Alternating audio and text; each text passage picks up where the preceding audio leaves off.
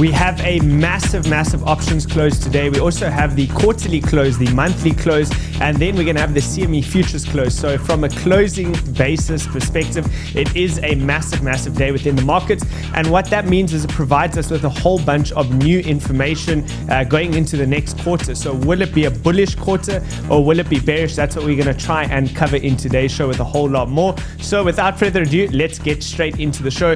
And we're starting off over here with the crypto bubbles chart. As you can see, most of the coins are currently red, at least on the hourly. So we are having a little bit of a pullback, and I do think it's still going to be a buy the dip opportunity. So make sure that you smash the likes in the like section over there. Also comment what you're looking at with regards to the charts on today's show, and then we will get started with the rest of it over here. So let's have a look over here on the Bitcoin 3-month chart. As I mentioned yesterday, if we see a quarterly close that looks like this, so strong and powerful to the upside, that would actually be a good sign. This has a chance to create some major bullish divergences on the quarterly chart, as well as you'll see on the monthly chart. You have high time frame transitions within the market, so momentum oscillators are starting to flip back bullish, and ultimately that would be a good sign. So we're looking at that over there, and this is something that I found pretty interesting from 𝗕𝗏𝗿𝗍. He says big BTC day tomorrow. We will see the juggernaut of the monthly MACD recrossing its signal line, technically bullish. So you want to see that cross back above the 0 line over there. And if I bring up my monthly chart, let's just quickly grab the correct cursor here. Give me 1 second. There we go. So this will help you out a little bit. So if we look over here at the monthly chart, we have outlined this for quite a long time. So we identified that this section over here was an opportunity based on what we're seeing with those momentum oscillators. Stochastic RSI is continuing its momentum to the upside. So it's now regathered above the 20-point zone. So that horizontal line over there. And any time in the past when you reclaim that 20-point zone, it usually is indicative that there's further upside momentum. So if you look at crypto standalone, isolated and away from what the traditional markets are doing, as well as the Fed raising interest rates, etc., then all in all, this would look pretty good. This would look pretty good for high time frame continuation. The RSI over here has also regained the moving average, and once we have the monthly close, we'll see if this moving average, the yellow one, starts to cross back up. Once that starts to move gradually towards the upside, that would be signal that the market has momentum behind it and bulls have control. Now, areas of interest, you'll always see this number come up with regards to what we're looking at. It's a 20 MA. So across all time frames, that's currently coming in around that $33,000, the $33,000 level. So we know that that area is kind of capped, at least from a resistance standpoint. So this, we don't expect that we're going to smash through this on the first go. So be careful and cognizant and aware that when price does start to move towards that level, you probably want to consider shaving off some of your profits and then re-entering lower. So nothing ever goes up in a straight line. Usually you go up a little bit, then you pull back a bit, and then it's those pullbacks that we really want to capitalize on. So that's what we're looking at from a high time frame perspective. So far, so good. Then if you look at the S&P 500 on a quarterly chart as well, this is kind of the image that you have.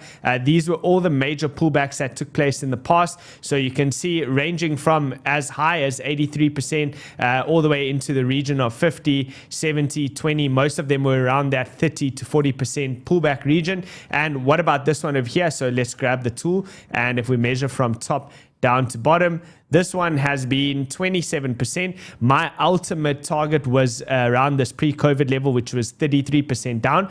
Is that still possible? Of course, it's still possible. This has not changed structure yet. This could still form yet another lower high. So if I zoom in, I'll show you what I mean. You have a strong sell-off over here. This could technically still reverse and turn back over at a later stage. So due to the condition of the equity markets and that potentially going into a bear market. Look, that's debatable. Is it in a bear market or not? Well, usually if the stock market rallies more than 20%, then that's indicative that the bear market has ended. And if we look over here, I think that if I'm not mistaken, we've already rallied past that. So let's go look at that from bottom to top. There we go. From bottom to top, 20.19%. So usually 20% indicates the end of a bear market. But I would say let's wait for a close. You start closing above that 20% level, then you can say that probably the stock market bear market is in fact over. Yesterday, we were looking at some high impact economic data that was coming out. So some of it was the German CPI, which came in better than expected, slightly better. So that's showing a drop in the inflation, which is pretty good. And then you have over here the unemployment claims. Those went up from 196,000 to 198,000. In this instance, bad news is good news. The reason why is because it's showing that the economy is contracting, and that means that the Fed would be less likely to raise interest rates at the next Fed meeting. Weekly chart. We haven't looked at this for quite some time. So initially we're looking at that strong level of resistance, which we said more than likely we're going to smash through because we keep knocking into it. And the more you grind into it, when you have a reversal candle that prints like this one, it's likely that you're going to have a follow through. And that's exactly what we had. But what now? So if you look at this price action over here, we are coming into a resistance zone. We know that there's this order block level over here. Resistance means 28,800 to about 32, 33,000. So remember that number keeps coming up in line with that 20 moving average, which I just showed you on the monthly chart. That would be this area over here. So could we push a little bit higher? Of course we could, but I don't anticipate that we're going to absolutely smash through this whole region on the very first go. So there will be some form of pullback. The question is, do we pull back from here or do we pull back from a little bit higher? Wherever that comes from, the levels of interest remain more or less the same. And one that stands out like a sore thumb is going to be on a high time frame, this $25,000, $26,000 level. That lines up with this moving average over here. The orange one is going to be your 200 moving average. Now, this area is likely to be front run. The reason why it's likely to be front run is because so many people understand, they know how important the 200 moving average is, and they'll be placing their bids there. So therefore, price may start to bounce from a little bit higher, and you can already see it over here. If you look at the weekly chart, we went down to 26.5 and then we proceeded to bounce. Do I think we could come back there again? I indeed do, and I'll show you why on the lower time frame charts when we get there. The S&P 500 had a strong day for, well, 2 days ago was the strongest candle. The next day was also pretty strong, closed above over here. If you start to close today's candle here or any higher, you're taking out these wicks over here. That means that you have to have the range high as your next target in sight. That level is coming in at 41.80. Remember, up for the stock market would typically mean up for crypto. But if this does start to roll over, you know where your support is. You got the diagonal line over here, which lines up with the 0.75. All in all, it's just been a big consolidation for a long period of time. And I'll give you my bias on crypto. My bias is still a higher time frame, looking for more upside, but I'm still thinking that we could consolidate and pull back a little bit more, creating some sort of a bull flag. I'll show you what I'm looking at for that bull flag when we get onto the daily chart. Quickly, let me know in the comments if you guys are present. I see a lot of the usuals are here. Welcome back, Banter Girl, Asia Loungers, Banter Boy. We now have a Banter Boy. Is that Banter Girl's husband? Majestic. We have Nadeem as General Bits, Marks, I see you guys are here. Welcome back, everybody. Please give the video a like button. I saw somewhere in the comments there, somebody said they'll only smash the like button when it's 18. Well, I heard this like button has been around for 18 years, so you're welcome to smash the like button over there.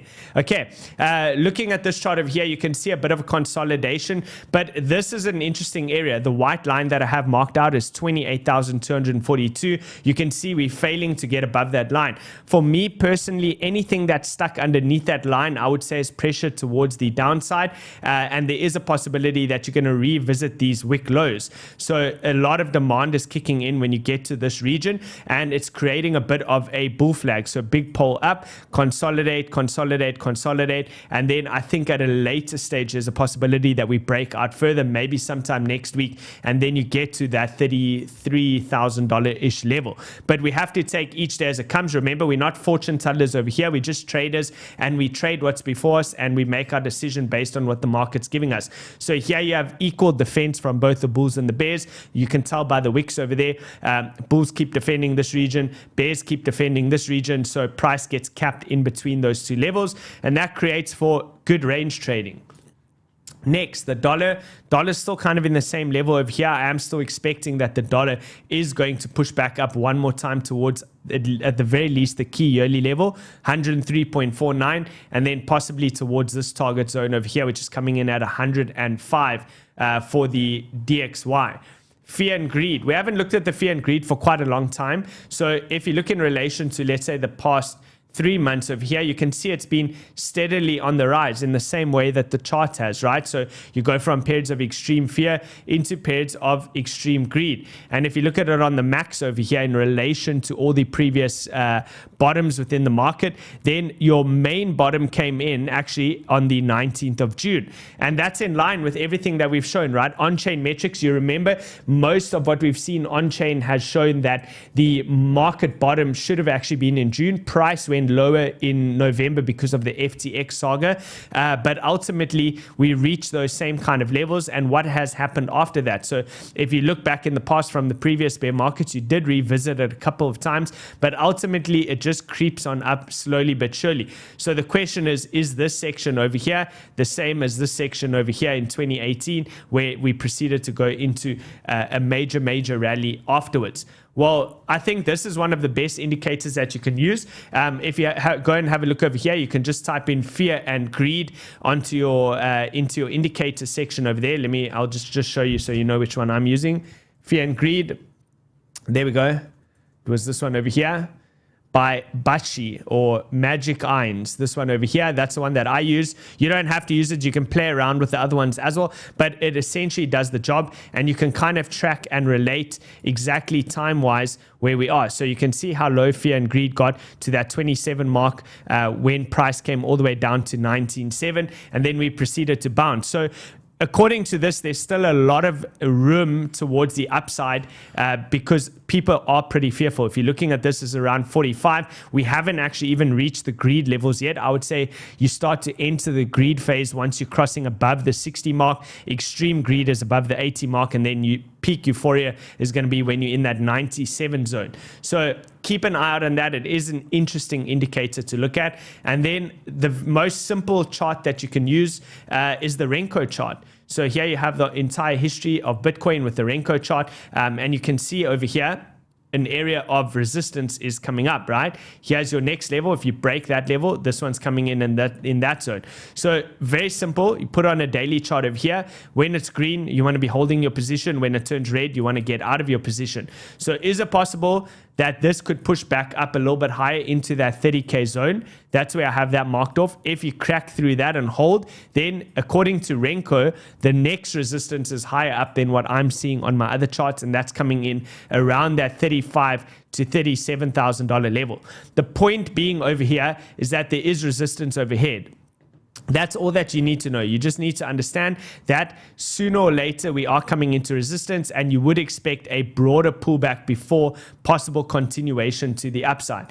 So don't expect that you're just going to go through all these levels on your very first go. It's unlikely.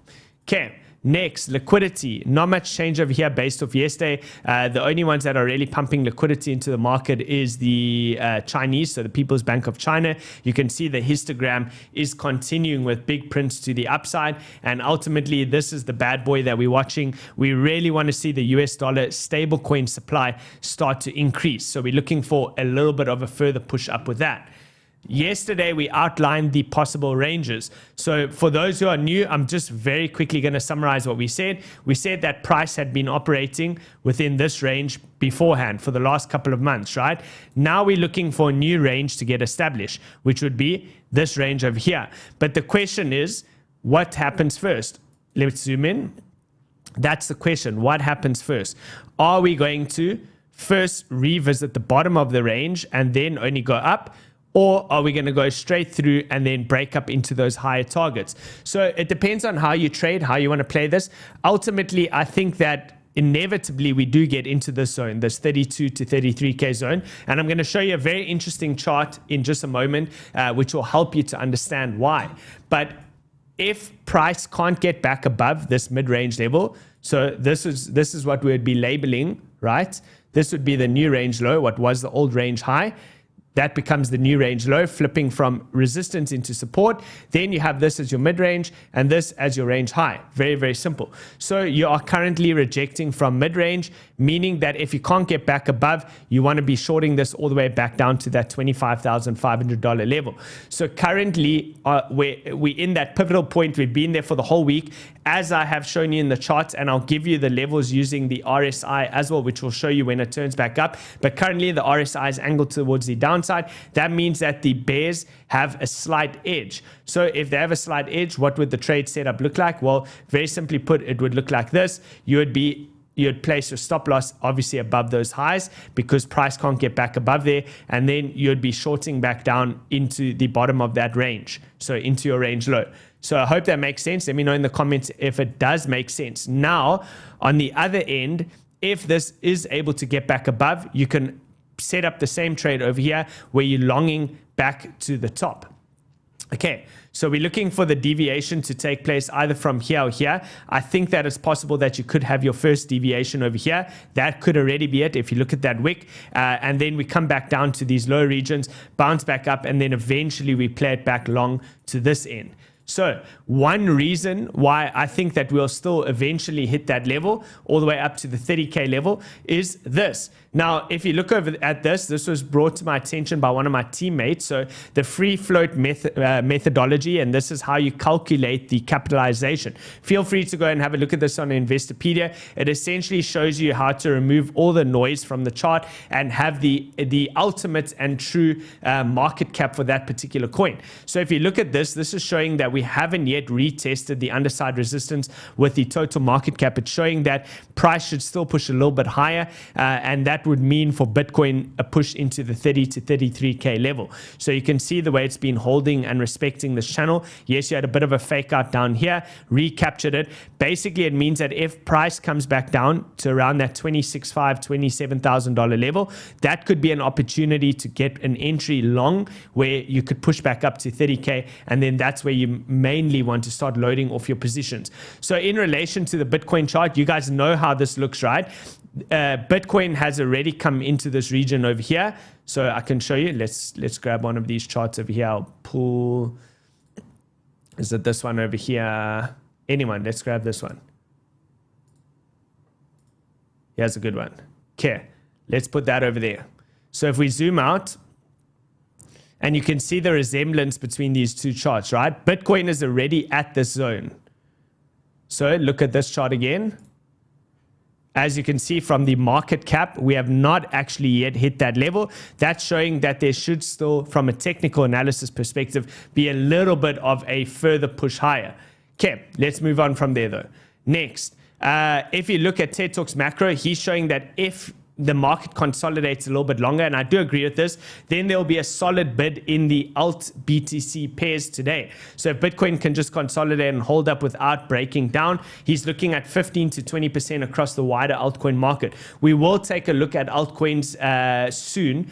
But if you look at the ETH BTC chart, it is still holding the trend line, although marginally. Yesterday, it really looked like it was starting to break down. You know what happens if this does break down. You're looking at a move all the way back down, 20% to the downside. The opposite is true. If it can continue to hold this and Bitcoin can just consolidate, then some of those profits will inevitably rotate into altcoins. ETH would be the first, right? Then you go into the other large caps, and then you go into the mid caps and small caps. You know the rotational game. That would mean the potential for another 28% to the upside for the altcoins to catch up to Bitcoin. So I do think it's a little bit risky. For a trade, it's worthwhile, but for an investment to start buying big spot bags of altcoins at the moment, I still think is a little bit risky because this chart pattern doesn't provide what looks like a major bottom to me. Could it be a small local bottom where you have a bounce and then come back down again? Yes, it's possible, but it doesn't look like a major bottom to me like this. If you have a look over here, that looks like a major bottom, right? Meaning that altcoins will still technically bleed until you start to print candlesticks that look like this coming into a key level. Remember, it's important what the candlestick looks like, and it's also important which level those candlesticks are printing like that at, meaning are they printing at a key support zone with big reversal signs. Okay, next. Bitcoin over here. So these are the scenarios, just a little bit of a better explanation for you to understand. Same thing that I just showed you. Can't get above, short back to range low, gets above, then you're going to long back to range high. Next, Super Guppy. We haven't looked at the Super Guppy indicator for a while. You can see that it's still holding true. It's been green, had a small fake out over here, printed gray, got you back in, and it's been green and expanding since. I wanted to take a quick second to just skim through the altcoins. Remember, the main reason I use the Super Guppy indicator is kind of just to have a very quick flash overview of where the altcoins are starting to reaccumulate and expand, or are they still distributing. So you can see here from Ethereum, looks very similar to Bitcoin. Litecoin is lagging, so still gray. Compound, still distributing. Basically red, distributing, gray, consolidating, green, reaccumulation. It's pretty much as simple as that. Solana, still indecision phase, gray. Atom, red. This one's going to probably distribute. And this works really well, guys. I know Atom is going to distribute because I actually looked at Atom versus BTC pair and it looked absolutely horrendous. So it just shows you how useful this tool is to find pairs that might be worth trading. You want to look, if it looks strong, then go and pair it against Bitcoin. If it looks stronger than Bitcoin, then it's an opportunity to trade it. So Atom, basically, it doesn't look good. ENS, bad. GMX, these ones have been doing well. DEXs will probably do well, guys, because the regulatory crackdowns that are going to be coming most likely for centralized exchanges, I think will mean that a lot of the capital will flow into these DEXs, although the fees are very high. I mean, you have to face the reality. They're probably going to force most of the people in the US to KYC on any centralized exchange, which means the only way that you're going to get to trade anonymously is if you do go onto a DEX. So these are doing well. Let's look at GNS. Also doing well. Vulcan Forged. Okay, no man's land, sort of distributing. Filecoin, contracting, not really worth it. Chainlink, consolidates forever, best stablecoin. Check that, straight sideways for like over a year. Vela, okay, too young. If the chart's too young, you can't chart it. There's not enough history. Let's look at DOT. Same thing, looking pretty bad, distributing. DYDX, so not doing as well as GNS and GMX, but nevertheless, it had a big spike over here, and it is now starting to turn green. Okay. Optimism had a big move up, turning gray. I don't know. I don't really like this. It's not worth trading for me. I'd wait a little bit longer. Arweave. Okay, Arweave looks pretty bad. If you look at that, straight down, little big bounce, or just a relief rally over here, bounce, and then again distributing. ApeCoin, bad. Lido. So you guys can see, for the most part, most of the altcoins look bad. Lido did pretty well. Near, also not good. Strong downtrend. Like, let's see if these lows can hold. Render. I mean, guys, if you zoom this out, this looks similar to the Bitcoin chart when it had a blow off top in 2017, right?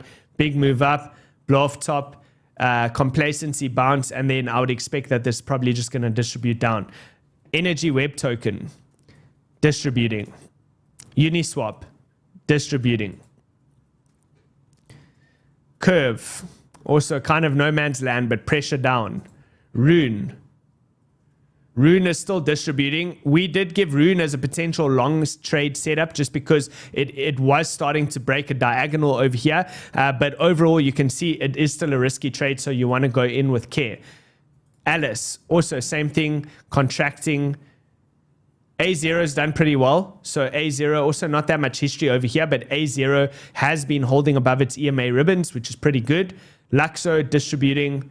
IMX holding above the band, so not doing too bad. A lot of the gaming tokens are doing very well. Remember, guys, I do have this whole gaming portfolio over here. And if you look at this, right now, the 1 year gaming portfolio, the dollar cost averaging into the gaming is doing the best. It's doing even better than what the Bitcoin portfolio is doing, which I find incredibly interesting, considering that gaming tokens are supposed to be high risk. Okay, Sushi. Let's quickly run through the rest. Distributing, perpetual. It's okay, not doing too bad. That's okay. Matic, bad. Blur, too young. Phantom's kind of holding over here, but I think there's better charts out there. It's not too bad. Mana, okay, Mana's holding underneath the EMA ribbon, so this could quickly start to distribute back down again. Sandbox, distributing. Engine, bad. Looks rare, not so great. Doesn't look so great. UOS, so Ultra, starting to hold above the band over here, but also looking bad. Secret, bad. Most of them are bad, guys. Most of them, it's definitely Bitcoin season over here. I'll keep going through. Let's see if there's any good ones over here. Super, no. Gala, no. Let's see. How did Hex look on this chart? Okay, Hex looks not too bad.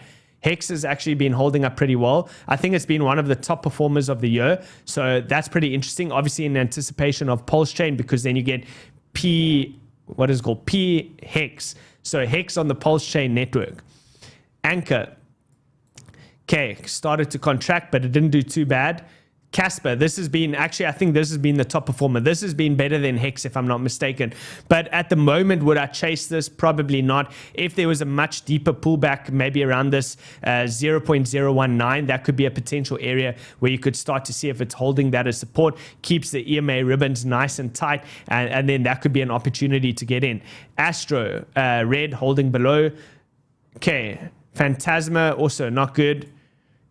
Flexcoin, I've made a lot of money on Flexcoin, guys. I'm not going to lie. This has been phenomenal. Flexcoin has done really great. It's obviously big spikes to the upside. Illiquid, not such high volume. Very few hodlers. I think it's got like 2,500 people that hold this coin. But if you want to know what it is, long story short, it's Suzu and Kyledoops who blew up 3AC Capital, who are opening up a crypto exchange, and the exchange will trade FTX claims. So it's a claims exchange for those people who want to sell their claims. They can go and sell those claims on their new exchange that they're launching. So I think Rand's mentioned it before, and he said the words, not the most popular play, though they're not the most popular people. They're not scammers. They just used too much leverage and got blown up, and now they're opening an exchange, but nevertheless it still catches hype, and therefore I bought this at 50 cents and it's done very, very well. Okay, FXS, same as the others, not so great, not so great. I think that brings us to the end, guys. That is it for the altcoins. If you do want to dollar cost average into altcoins, it's one of the safest ways to gain your entries over the next couple of months. Check out OKX. They do also have their promotion going where you can win a Tesla. We gave away the iPhone yesterday. Week 2 is going to be a MacBook Pro 14-inch.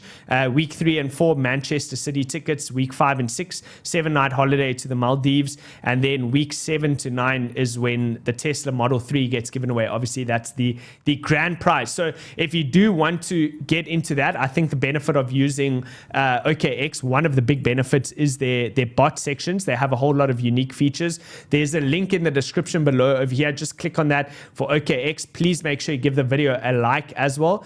And then, yeah, we'll move on from here. But set up your portfolios over here. I think that for the course of the rest of this year, this is a year of accumulating. I've always said that, but accumulating slowly and carefully. You don't want to be too aggressive because we don't really know what's going to happen with the markets. The accumulation plan is based on the Bitcoin timing cycle and saying that we're going to be nearing the end of that economic contraction phase, which means you're getting the best deals. But it keeps every trader safe if you do dollar cost average. It helps to keep your mind, sane when you start to miss out on moves, and at least you have some positions established.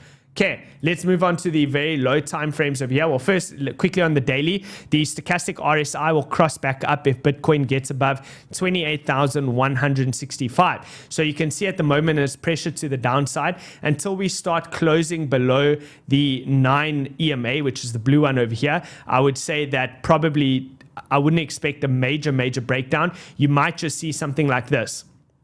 Quickly grab the pen. You might just see something like this. a sweep back down to that 26.5 level, I think that's an opportunity to possibly get long one more time, and then hopefully we get that push into the 30K zone. If you start to take out those lows, of course, then you're going much lower. You're going down to that 25.5 zone, and then you'd be looking to re-enter over here. That also lines up with your 34 EMA, which is constantly rising. It's going to come in as an interesting level of support. From a technical support zone, that's your previous range high, right? Previous range high, which is a great support level. Those are wonderful to see a retest into to create a healthy next leg up. What else do we have over here? Last one. Okay, this is the low time frames that I'm trading. 4 hour, I'm not really going much lower than this. The RSI stochastic is starting to reset towards the bottom, but ultimately it was very simple. This is one reason why I got out of my position. I was looking at this over here. So level to level, look at the yellow. I marked from the top of that wick, and then I marked from the bottom of this wick over here, and these were stops. So I was looking for shorts to get stopped out who were shorting this section down. So boom, price push through, stop those shorts out. Now I'm looking for the potential on the lower end for the longs to get stopped out. These are the longs over here. So mid-range, we're coming into mid-range. We had our first bounce over there. If we start to lose that mid-range level, it would look something like this. Then I think it's going to go all the way back down and then probably spike through, take out those longs. If you recover and reclaim this level, then it's an opportunity to go long. And this is what I was saying about the bull flag. So this is what it would look like. Let's quickly just zoom out. I'm kind of expecting that something like this could take place. So grab this over here, big push up, flag, okay, or pole, sorry, and then create a flag scenario. So maybe one more leg down, and then you can break on towards the upside after that. All right, guys, that does bring us towards the end. This level, wait, one more thing to mention, the 200 EMA is also rising over here. So that's going to also match up around that 25K level. And then we do have giveaways that are taking place in the Discord. If you go through to the giveaway section over here, you can win hundreds of dollars worth of prizes. They give them away, I think, every single day. So just go through, click to the top section over here, giveaways, and the links are all below. Links for everything are below. Discord, you got the exchange links, everything that you need is there. And that's it from me, folks. I think I will see you all on the next one. Have an absolutely stellar weekend. Trade safe out there, and I'm sure we'll crush it next week. So cheers for now.